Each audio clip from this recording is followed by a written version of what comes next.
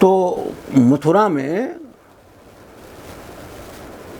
एक प्राचीन स्थान है जिसे आजकल महाविद्या के नाम से जाना जाता है। और किसी जमाने में उस स्थल को अंबिका वन कहा जाता था और ये अंबिका वन जो नाम है ये भागवत के 10वें स्कंध में इसका उल्लेख है। इसका उल्लेख इस प्रकार से आया है कि नंद बाबा ने भगवती जगदम्बा की जात देने की रीत निभाई थी। गोपों में भगवती की जात देने की परंपरा थी, ऐसी रीत थी। तो उस रीति का निर्वाह करने के लिए, भगवती की जात देने के लिए नंद बाबा अपने सभी गोपों को लेकर के अंबिका वन आए थे। और वहाँ वो शंखचूड़ और उसका जो प्रसंग है वो तो काफ़ी विस्तृत है। यहाँ मैं केवल आपसे यही उल्लेख करना चाहता हूँ कि वही अंबिका वन जहाँ नंद बाबा ने जात दी थी, मेरे बचपन में उसको धूरकोट कहते थे।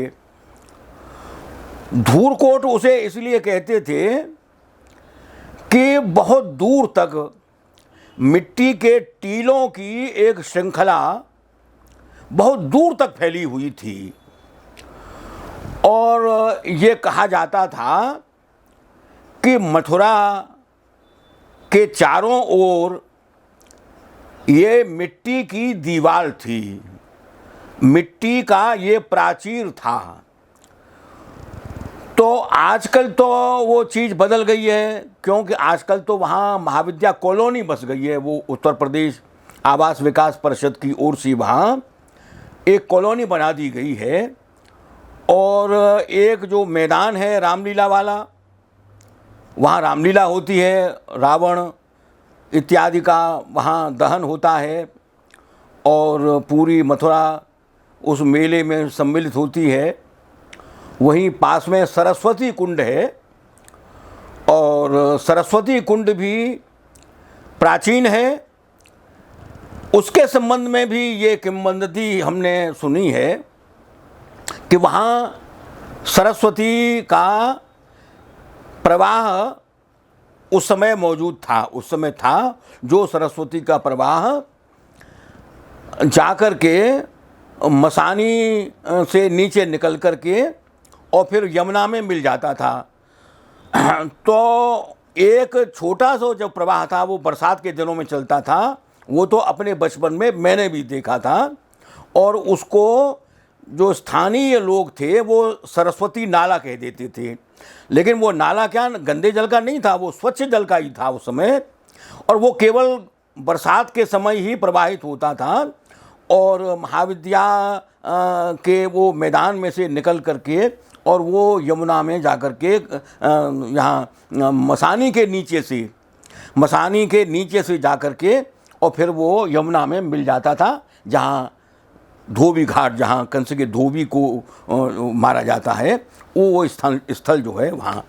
तो बाद में अंबिका वन की कह रहा था कि वो अंबिका वन इतना प्राचीन स्थल है क्योंकि उसका उद्धरण, उसका उल्लेख, उसका प्रसंग श्रीमद् भागवत के 10वें स्कंध में मौजूद है। और वाराह पुराण इत्यादि में ये जिक्र है, ये चर्चा है कि वहाँ जो है कृष्ण के प्रपौत्र वज्रनाभ ने मंदिर बनवाया था, भगवती का मंदिर बनवाया था। और उसी स्थल पर मराठों ने भी किसी जमाने में मंदिर बनवाया था। उस स्थल का एक प्रसंग यह भी है कि जब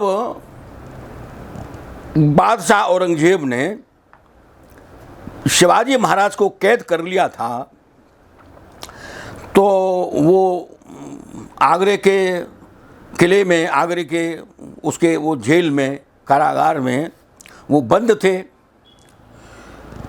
तो किसी प्रकार से मोरोपंत पिंगले ने अपनी व्यूह रचना की मथुरा में रह करके, और उस समय मथुरा में जो गणेश टीला है उस गणेश टीले पर समर्थ गुरु रामदास भी विराजमान थे।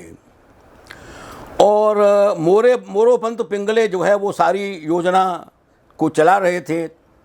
उन्होंने ऐसी योजना बनाई कि वो मिठाई के बड़े बड़े टोकरे जो है वो कारागार में गए और कारागार में सबको मिठाई बांटी गई। उन जेल के जो कर्मचारी हैं, जो सिपाही हैं, जो पहरेदार हैं, वो सबको खूब छकाया गया मिठाई से। और शाम के वक्त, वो भादों का महीना था और उसमें उस समय बूंदाबांदी हो रही थी, और उस समय जो है वो शाम के समय में जो मिठाई जिन टोकरों में आई थी, जब वो खाली टोकरे जब वो वापस होने थे तो उन खाली टोकरों में एक में संभाजी और एक में शिवाजी महाराज वो टोकरों में जाकर के बैठ गए। और वो जो टोकरे ले जाने वाले जो लोग थे वो उसको निकाल करके एक दूरी पर जो जंगल सा था वहाँ जंगल में ले जा करके उन्होंने वो टोकरी रख दिए, और उन टोकरों में से फिर शिवाजी महाराज और संभाजी महाराज निकल पड़े। और उसमें मोरोपंत पिंगले मिला उनको। मोरोपंत पिंगले ने उनको बड़ी बधाई और बड़ी शुभकामना, उनका बड़ी आनंद प्रमोद से उनकी बातचीत चर्चा उन्होंने ही। उसी समय शिवाजी महाराज ने कहा, देखो भाई, मेरा लिए अब सबसे बड़ी बात ये है कि सबसे पहले मैंने भगवती की मैंने मनौती की है, मैं भगवती पर छत्र चढ़ाना चाहता हूँ, तो तुम मुझे सबसे पहले भगवती के दरबार में ले चलो। तो मोरोपंत पिंगले तो पहले से ही मथुरा में मौजूद थे, और मथुरा की सारी जो ज्योग्राफी थी उन्होंने देख रखी थी, और उनके साथ भी वो हम माथुर थे, मथुरा के रहने वाले मौजूद थे उस समय भी, जिस समय शिवाजी महाराज से उनकी मुलाकात वहाँ हुई थी। तो उन्होंने कहा, महाराज बिल्कुल ठीक बात है, मथुरा में हमारा बड़ा प्राचीन स्थल है भगवती का, और वहाँ चल करके तो उन्होंने तुरंत जो है वो अपनी व्यवस्था करी, पूजा की, चांदी के छत्र चढ़ाने की जो व्यवस्था करी। और उस व्यवस्था करने के बाद वे सब दूसरे दिन जो है यमुना पार करके, उन्होंने पहले यमुना पार किया ताकि जो है वो सैनिकों की या सिपाहियों की जो नज़र है वो नज़र से बच सकें। और उन्होंने जो है वो एक बाबा लोगों का जो वेश था वैसा अपना कपड़े सपड़े अपने वैसे बना लिए, और वो लेकर के दूसरे दिन जो है वो महाविद्या मंदिर में वहाँ पहुँच गए, और वहाँ उन्होंने पूजा अर्चना की।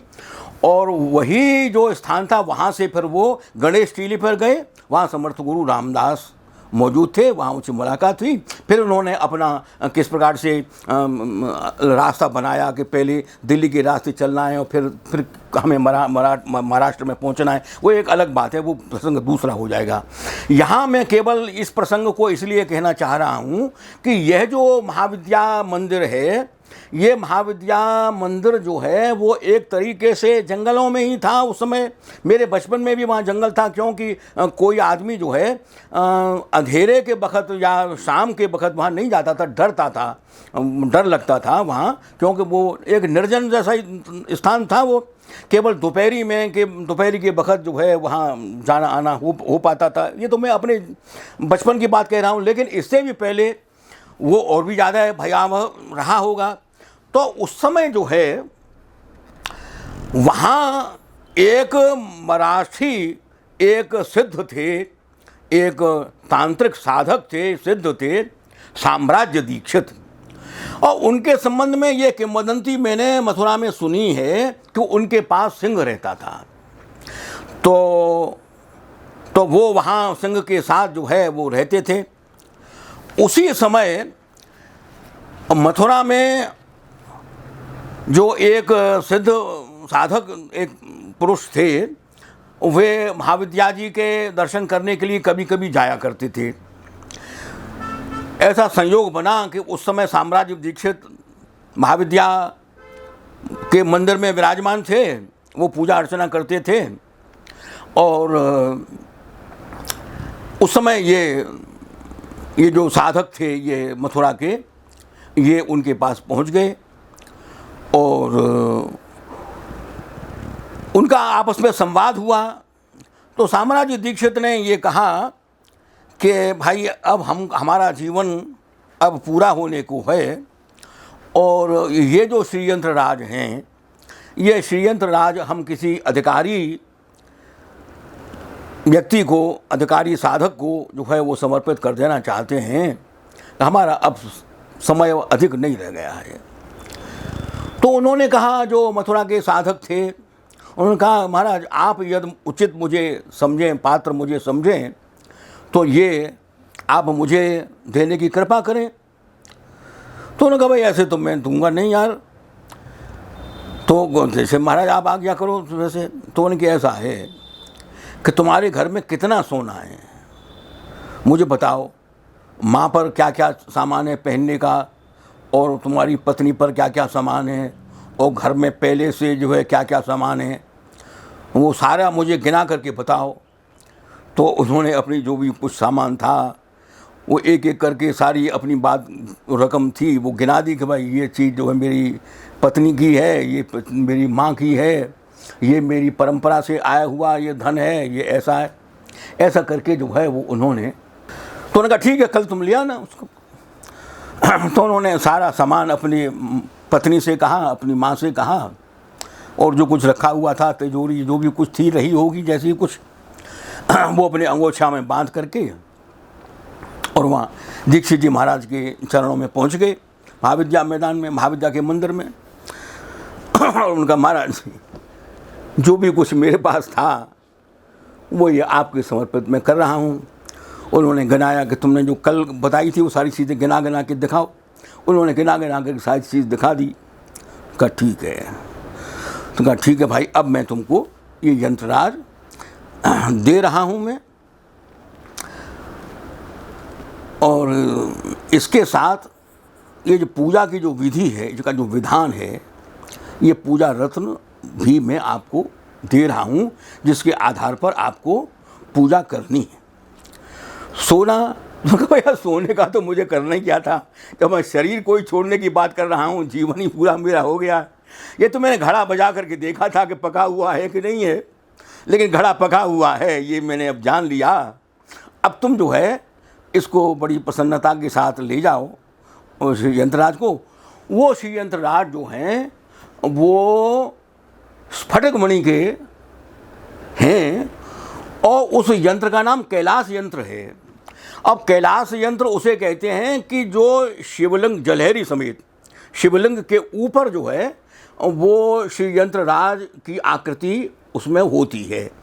ये जो श्री यंत्र जिसका जो मैंने उल्लेख किया है, जो साम्राज्य दीक्षित की जो बात मैंने आपसे कही है, ये जो श्री यंत्र राज है ये आज भी विश्राम घाट पर जो पुरानी गद्दी बद्री जी महाराज की है, बद्री दत्त जी महाराज की जो गद्दी है, पुरानी पीठ है श्री विद्या की, उसमें वो आज भी विराजमान है। और मेरे खानदान की जो परंपरा का संबंध है वो उसी परंपरा से है। मेरे पिताजी उसी से दीक्षित हैं, उसी से संबंधित हैं, उसी से जुड़े हुए हैं। तो वो जो पूजा रत्न नाम का जो ग्रंथ है, जो कि साम्राज्य दीक्षित ने जो है उनको दिया था, वो ग्रंथ मेरे पिताजी के अवलोकन के लिए आया था पिताजी के पास, वो घर में भी था। तो उसमें से जो घटस्थापन की जो विधि है, जो नित्य पूजा है, अन्य पूजा अन्य है, और जो नवरात्र का जो अर्चन का जो विधान है, तो वो पूजा रत्न जो है वो ये जो पुस्तक है, ये इस पुस्तक के रूप में मैंने संपादित करी है ये। और ये पूजा रत्न जो है इस समय ये DK प्रिंट वर्ल्ड को मैंने दे रखा था। आज आपकी ने चर्चा चलाई तो मुझे याद आ गई, तो अब मैं उनको तगादा भी करूँगा। और ये जो है वो अब इसी के संबंध में आज आपसे मैं कुछ चर्चा करूँगा।